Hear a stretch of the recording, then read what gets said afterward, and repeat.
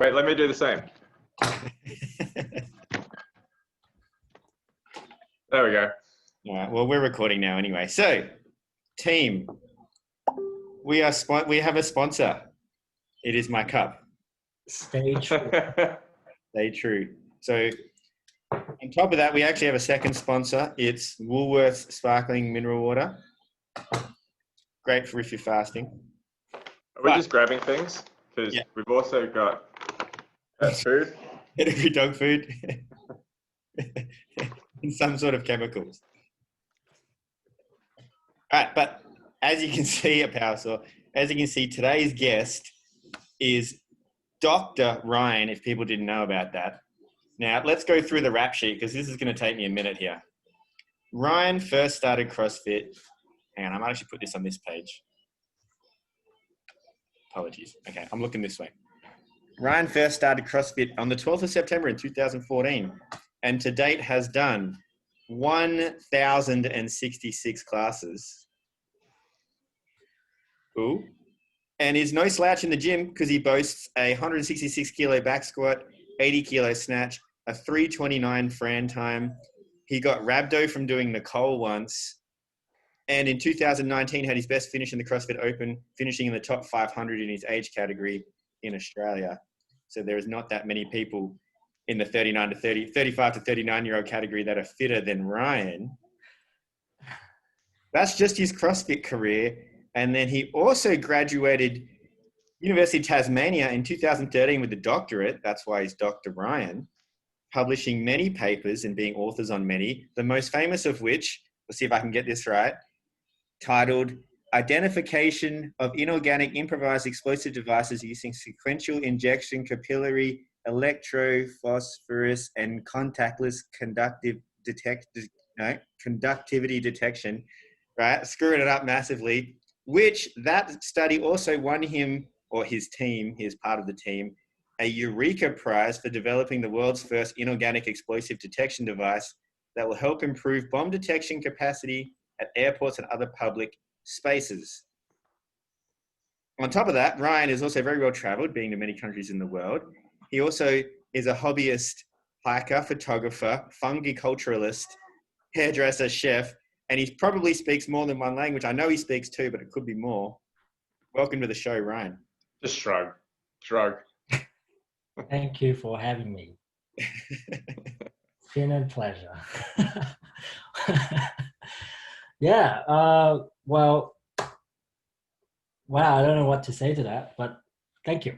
Well, it was good. It was pretty easy search. Just look up Ryan Awards and that number one. But I did look at a lot of other papers you published, and they all sort of shot over my head a little bit. So Yeah, well, I haven't published a lot since I joined Deakin. Been doing more of IP related stuff, so no publication. But yeah. So what you're officially saying is Deakin's holding you back. No, actually, the reason why I joined Deakin is because I actually sick of the publication. The traditional academic, Publish or perish. Publish or perish, that kind of model, which doesn't really sits well with me. So I want to do something that's more practical. So which led me to opportunities here at Deakin that I could work on. A few ideas that I sort of came up over the years, and I mean they all sort of been progressed into something that I hope one day could lead to some commercial success. But it's working in progress. Well, there we go. Tell us about this award-winning feat of yours, Ryan. Well, I said a lot of jargon, but let's dumb it down for the layperson. Matt, for example. Make me understand. Make you understand. Well, there are a lot of. So the thing is that I was part of this team at the very beginning, which was like almost 12 years ago, before I did my PhD. So at the time, I finished the work in Sydney. Then I moved back to Tassie to start the work. I essentially set up the foundation of the technology that I pass it on, and it led to publications and the work being licensed by this commercial company, because they were looking um, for technology that could actually detect bomb traces of inorganic explosive, which in the military term they call it IED. So these are the inorganic explosive that you can actually, back in the day, you can go to Bunnings and just buy this ammonium nitrate and all this to make bombs. You know, the one that happened in Lebanon last week when it kaboom. Those are the materials that airport security these days are scanning every time you get randomly picked, and it's like they swipe your bags.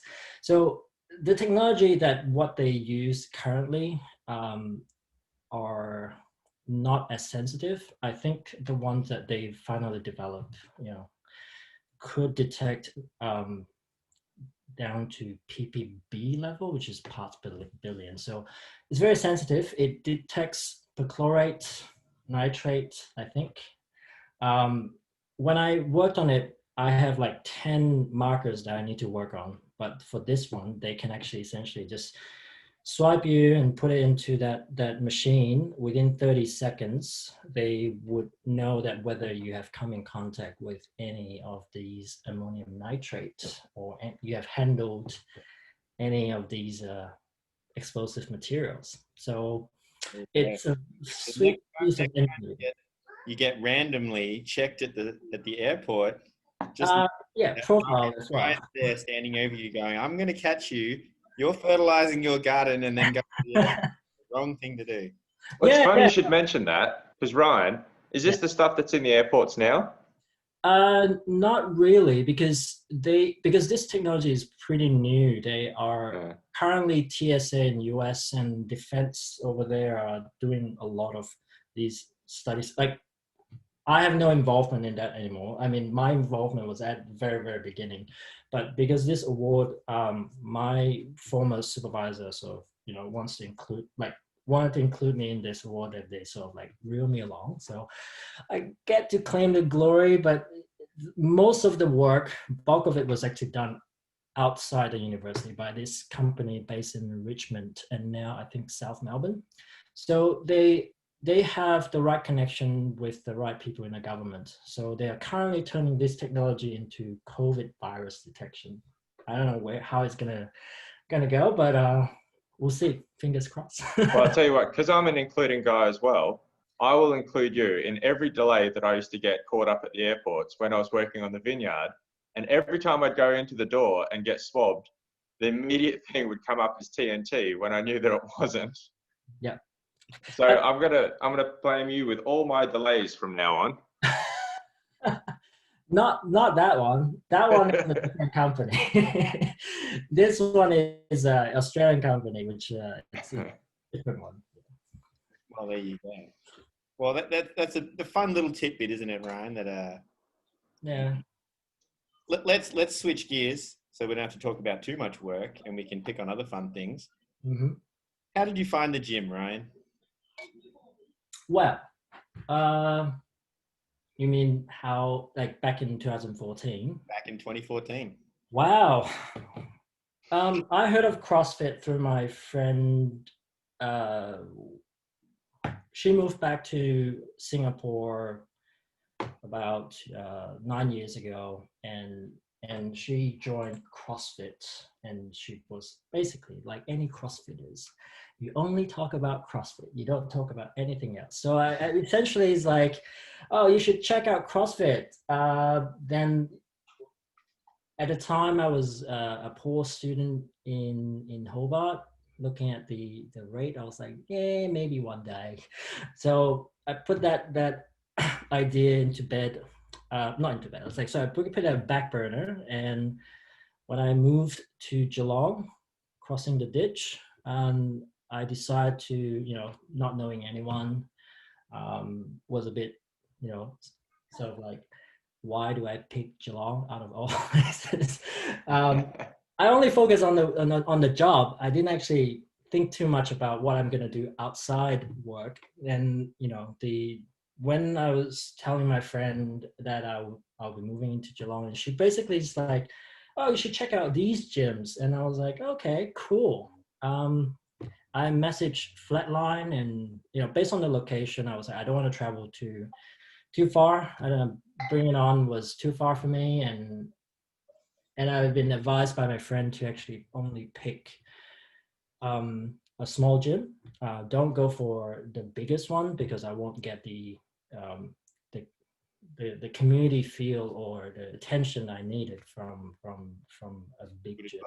Yeah, so I checked out Flatline and wasn't happy about it. Then I messaged, the next one down from the list was CrossFit Bowen. So yeah, I still have the email. From time to time, I sort of search that email just to reminisce as to how you actually reply to my email and stuff like should come down. And yeah, the rest is history. I came down. You basically walked me through a very small gym, and at the time I was like, what the heck is CrossFit? Started to look on YouTube and sort of like, yeah, all right, give it a go. Walk into the gym, the vibe was great.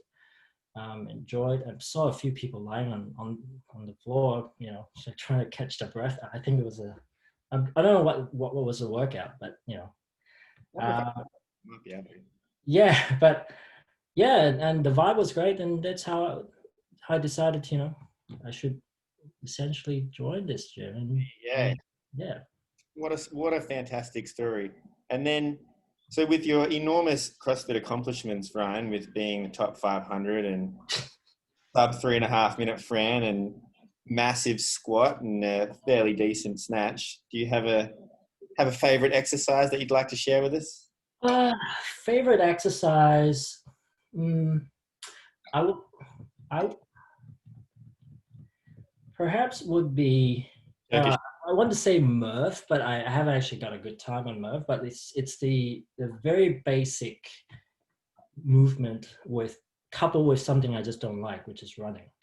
But I think this pandemic, I mean the second lockdown, allows me to actually face this challenge, trying to get better at running. So I would say Murph. Every time it comes up, it pretty much just I can always remember that when Murph's being programmed, it just hyped up just something inside me. Was like, yes, I want to do this. But hopefully one day I could do the entire thing with a vest, because I haven't actually done it in a vest yet. So, due to the magic of the internet, I can look up your Murph time. Shit, I know. Terrible. I mean, 45 minutes, 43:18. Never actually worn a vest, but well, one day. Never mind, get there. So then obviously that just combines your favoritist and your least favoritist exercises in one. High volume gymnastics mixed with high volume running. Yeah, yeah. Well, I have to contrast it with something. I mean, I could actually say, I like Fran in the sense that because I got a good score on it, but the pain of the catecholamine that you have to endure after the workout, mate, it's not worth it. It's a one and done type thing. You're like, nah, I'm good. I'll settle. You basically spend 20 minutes warming up for that 3 to 4 minutes workout. Pretty much. Yeah, there's not wrong there. And then in the intro, I did mention that you once got rhabdo from doing Nicole. Now, those that don't know, Nicole is max unbroken pull-ups into a 400-meter run for 20 minutes. You did many runs of that. And I looked that up. You only did 106 pull-ups, I believe, in 6 rounds, but you still demolished yourself. So perhaps a big night of drinking before that, or what's going on there? I can't remember, but it was it was scary seeing your Wii turning dark green, and and had almost like 2 of my arms are essentially just basically swollen. For I couldn't even lift up like above this level without being in agony and stuff. So yeah, I rocked up to Melbourne and my friend was like, "Yeah, you look jacked." I was like, "Nah, mate, it's rap though." They were like, "What's that?" I was like, "Oh, don't ask." Anyway, I was in pain for 2 weeks. Yeah, it wasn't fun. Well, let that be a lesson to all you hyper efficient gymnastics people, whereas Ryan is very, very good at being efficient in some movements. He's like, yeah, I can bust out sets of 35, no problem. I think it was I think the first unbroken I did 45. That was no, I'm not gonna make that mistake again. So anytime that you program some high volume gymnastics, I sort of like I'll get to 25 and stop because the that rhabdo incident seared into my head. I just don't want. You get the PTSD comes in. You start hearing the choppers. Yeah. Yeah. Essentially, your body would tell you not to push to the limit. Maybe maybe that incident is why I become such a good sandbagger. Perhaps. The sand is strong around you, that is for sure. As a force field of sand around me. I'm getting lens flare again. Oh, well, you just have to deal with me being purple. All right, so while stalking your Facebook, Ryan, I've noticed you've been to quite a lot of countries. It's relative, though. Yeah. Tell us about the favoritist one. The favoritist. It better be Australia. I've been to Taiwan 3 times.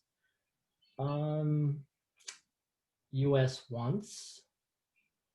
I would say I enjoyed California, US, because California is very different. It's like a country to itself. I haven't been to the East Coast, but I would like to go there one day. But I would like to visit their national parks because if my knee's still okay, by the time I get there after this COVID thing, I would like to hike some of the Yosemite area. That would be my dream. Yeah, I would say I'll put down California as my favorite, and followed by I would say Taiwan. Nice. Yeah. Yeah, the nation state of China. Maybe it's the Republic of China, so I'm not sure. It's the democratic side of China. Yeah, nice. And you never answered my question before, Ryan. How many languages do you speak? Officially? Yeah. Well, I'm not very proficient in Bahasa anymore, but I can still understand. So I would say 3 and 2 to 3 dialects in Mandarin. So yeah, there you go. So what are they, the unofficial ones? What are your secret languages? English and Mandarin. Because within Mandarin there are some dialects. So I can speak Cantonese, Hokkien, understand a little bit of Teochew. That's because my dad's family is from that side, but I'm very bad at it. I can decipher someone saying something, but I always reply in Mandarin. Then Bahasa, which is the national language of Malaysia, or I have to learn it when I was back in primary and secondary school back in Malaysia. So every week we have to learn 3 languages. Yeah. Was that where you grew up with Ray? Or because I remember seeing that ages ago, you guys were talking about that. You grew up near each other. Yes, Ray and I grew up almost 25 kilometers apart, and she used to come to my township to play basketball. Little big town. Yeah, Big world. but we only met each other in Geelong. I think she went to SA, South Australia, for her pharmacy course. I almost went to South Australia because I received an offer to University of Adelaide before I decided to go to University of Tasmania. So yeah, almost. Well, speaking of growing up in Malaysia, Ryan, I'd like to share something real quick. A little screen grab here. Tell us who this is. That's me.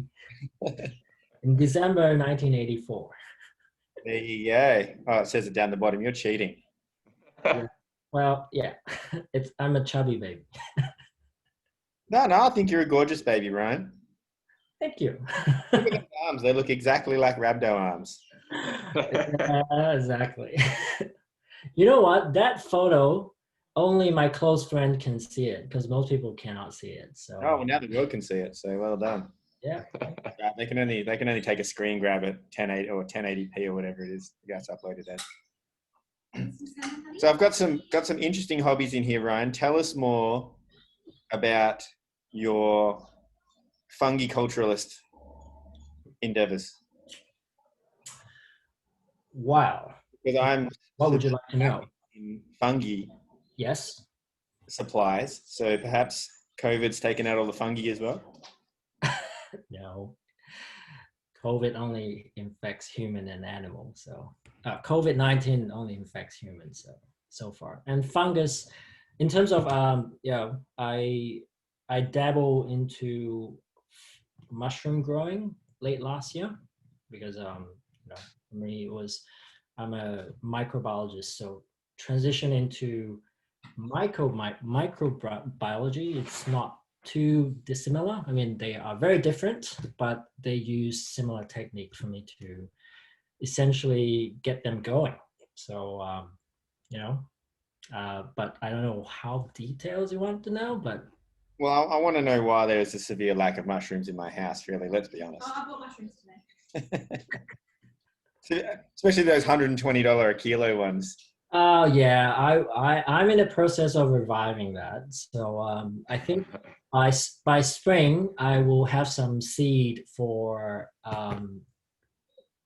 Tani to spread around your garden. Yeah. It's called wine cat mushroom. So I think by next autumn you can harvest them. So Next, what a I'm going to die of starvation before then. yeah, well, you have to lay them down by early spring and you harvest them in autumn. So it will grow outside and you guys don't have to look after it. It will just come up next autumn. Chickens will just eat them before anything happens. Well, next March, April. Yeah. Maybe there'll be a orange chicken by that stage. Orange chicken. What's that? So random. Shove oranges inside a dead chicken and cook it. All right, and then you've also been on a fair few hikes, Ryan. Yeah, back in Tassie, my Tassie time. I haven't actually been. Well, actually, I have to track that. I've been on one hike, but at the Taraboga National Park. I haven't been around Victoria yet, but I spent majority of my hiking experience, well, I had most of it back in Tassie. Crater Mountain, Overland Track, and random stuff that, Wall Jerusalem and the East Coast. Yeah. Some of these are pretty long. Am I correct in saying Overland Track would take about 5 days if you plan it out, and that is that I would say that would be one of my favorites hike in Tassie. I also did the three gold. Wait, there's a new track that they set up after I left Tassie. I think it's called the Three Capes Walk. I think now they charge a fair bit so that they transport you to different capes once you finish it. So I did 3 of them, 2 of them in one succession and another one on a separate trip. But they turned this into sort of like similar to Overland Track that you can actually go in there and you spend a week doing the tracks around the Tasman Peninsula. So yeah, I have a very good photo about that hike. I'll show you one day. Oh, hang on, we got a podcast bomber. Hey, Audrey. Yeah, you do actually take quite a good photo, Ryan. Give us a bit of a photo flex on your camera gear for those that know about camera gear. Right now. Yeah, go on. What are you shooting with? Those that don't know, the black Olympus camera that's at the gym actually belongs to Ryan. Same with the lens. Pretty much nearly everything else that's good at the gym. For example, the website that was made by Ryan. Most of the photos on the website, Ryan. Social media was originally Ryan, and then it's given to Courtney now. But yeah, it's pretty. But yeah, give us a photo flex, Ryan. Camera flex. Camera flex. Well, you have to pardon me. I'm just gonna go and. All right, go on. Matt and I can talk crap about you when you go.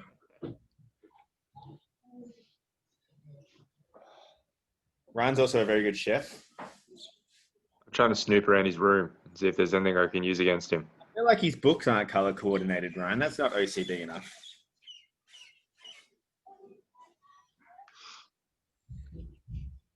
I was going to say you can combine his love of mushrooms and walking down the Otways. I hear there's some interesting mushrooms down that way. Well, funny story. It was maybe a few months ago. We were walking down, Tani, Audrey and I were walking down by Barn River, and then we found clumps of mushrooms, and I sent it to Ryan. I'm like, hey, Ryan, mushroom man, look at this. He's like, oh, that's the XYZ mushroom. You can eat them if you want. I'm like, nah. Well, mushroom is not vegetable, so you should eat more of that because they are. I think we had this argument previously, didn't we? I'm like, nah, still got oxalates. We Tiny amount. Still, I like my thyroid just the way it is, oxalate free.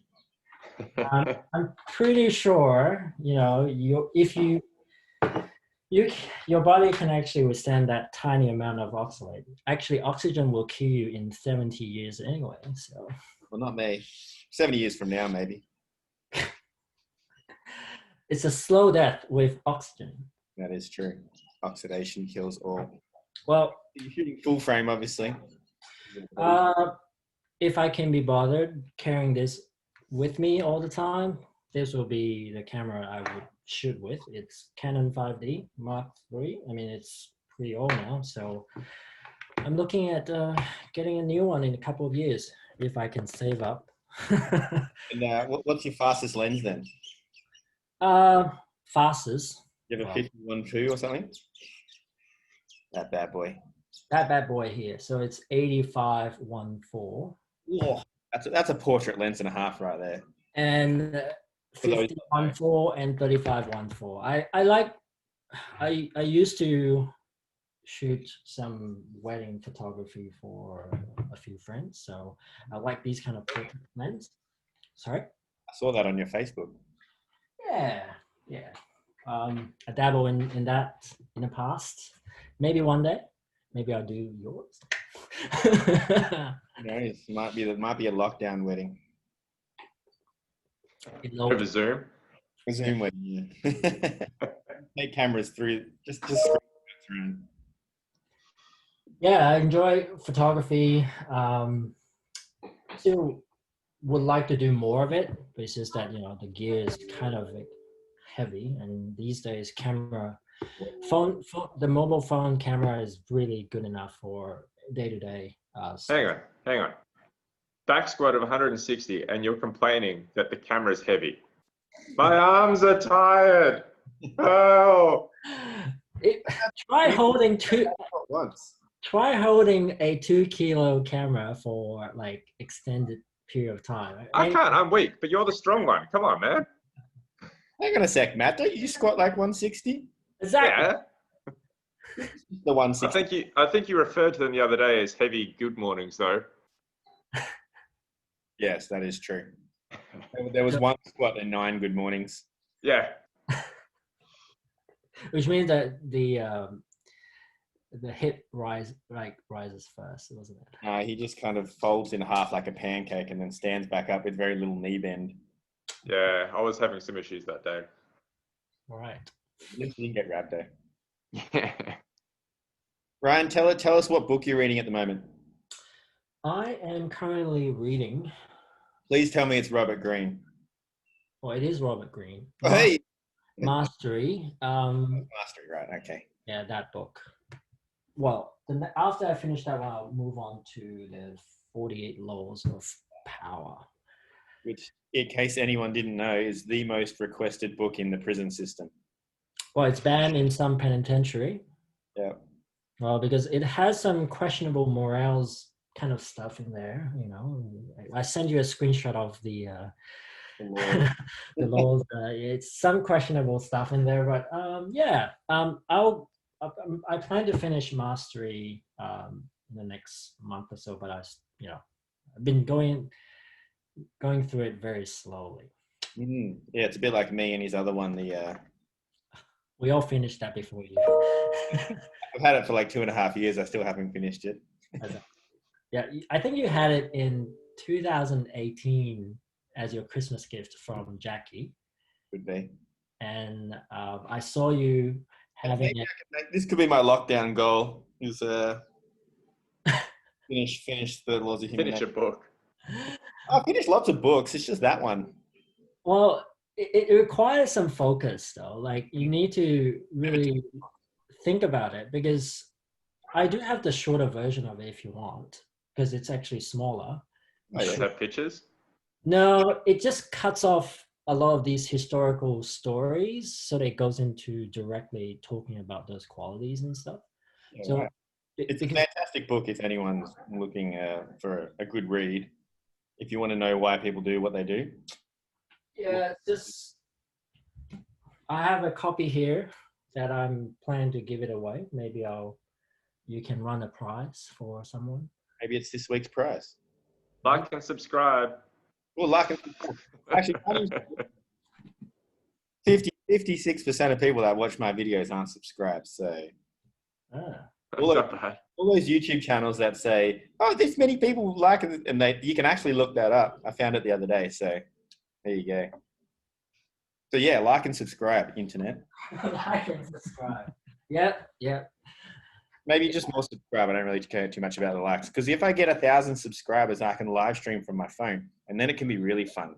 So Well, let's make it a goal by next year. You want to have 1,000 subscribers on the internet. It doesn't really make me a lot of money though, so it's kind of more the gym I'll focus on. But thank you. Yeah. I've been currently reading Mastery by Robert Greene, his 2014 book. So yeah, once I finish that, I'll move on to the 48 Laws of Power. And then we'll vote for Ryan in our next state election, I guess. I can't be. I'm just a permanent resident. I can't be running for politics. No, that's just racist on the Australian government's half, I think. About race. I can still be deported, so yeah, maybe. Well, we'll run a petition to not let that happen. Appreciate it. We'll hide you in the box until you're safe. It's all good. We got you back. Yeah. They just won't know this video. It's all good. It's all good. So I don't want to take up tons of your time. Plus, we have a class to run in a little bit, and I have a living room to clean. So, Lorraine, let me hit you with some questions. Shoot. I'll do the ones that I've stolen from Julie Fouché. If she ever watches this, I'd be very honoured. But what the two questions are: what do you currently do that you think has the biggest impact on your health in a positive way? I would say getting good quality sleep would be my number one goal. Can it be multiple? Yeah, go for it. Stop hogging all the time. No, you can have as many things as you want. I would say doing revisiting the meditation practice that I've been doing on and off for the last 2 years or so. And I think, you put up this open invite to anyone to do it since starting from this week. And I think that I can easily get back to it. Simply because I learned the skill now is just pretty much just applying that again. And I find that meditation allows me to really calm the mind on, especially if I need to focus. Even though it can be difficult, but I think having good sleep and having a good, I would say, clarity in mind would be my, I would say, the things that I could actually easily do. I think the second one, not the first one, that would have immense impact on my health going Mm. forward. Well, what specifically do you do to give yourself good sleep? Can you give us a couple examples? I would say, have a set routine. I don't have, you know, a toddler to wake me up, so it doesn't really matter. But now I do have a cat that actually wakes me up in the middle of the night. Same thing. Yeah, having regular routine on the time that I decide to sleep, and even though on weekends I tend not to sleep in anyway. I just keep the same routine. Wake up at 6:30 or 6:15, whichever that is. And I know I'm supposed to have a good sleep hygiene, have no electronic gadgets in the room, but yeah, that's difficult for me because I charge my phone right next to it. So. But yeah, and not have caffeine after 3 for me seems to work. Anything after 3 I will basically pay the price. Yeah. Cool. Yeah. And then maybe that could lead us into another thing: is what thing don't you do that you will commit to us now to improving? Wow, you want me to pledge? Yeah, you got to say it Public. to the world and everyone who watches this video who's gotten this far anyway, because we're 40 minutes in. Sorry, to improve my health or improve my fitness or whatever. Well, kind of like I explained the other day, it's like, let's say you're at about 98%. What would it take you to get to 99% in all? So you got sickness, health, and then fitness spectrum. If we go true CrossFit fashion. That would be hard because it really takes strong commitment to, and I'm not sure at this point in time I have any goals yet in terms of trying to. I mean, I'm happy with the status quo, but if you really want me to pick, I would say having a better awareness of what I eat in terms of nutritional health and stuff. But it's always like food wise is always my I would say Achilles heels, because not Achilles heel. I would say that it's just like I enjoy good food, and for me to actually exclude one certain group in expense for that, I'm not sure I'm at that stage yet to make that commitment, but I'll try. So Ryan's gonna take 3 breaths calmly and peacefully before he eats food for the next week. Yeah, perhaps I would sign up to the challenge of no distraction while eating. That one ends in 2 days anyway, so there's another one next week. I tried to sign up, but I couldn't. But anyway. Oh yeah, I need to. Anyway, well, that's cool. All right. Well, should we do our fist pump?